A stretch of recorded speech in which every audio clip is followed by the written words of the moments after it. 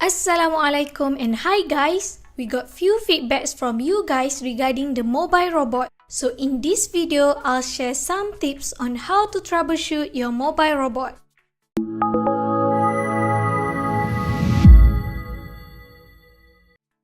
We got some feedback saying that the mobile robot is not moving according to the app. First, check the movement of the robot.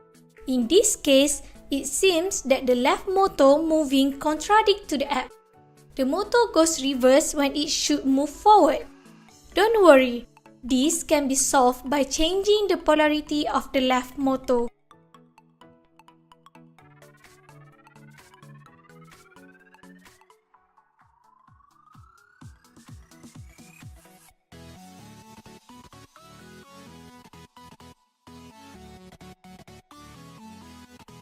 If this works, then it's done. But if it still does not move according to the app, then we have to reprogram it. Next, some of you might have problem when you insert the battery to the battery holder because of the screw. This can be solved by adjusting the battery so that it touches the positive and the negative terminal. This side don't have any screw, so we can insert the battery without any problem. But for this side, just make sure it holds the battery and the terminal touch the battery. Then it will work fine.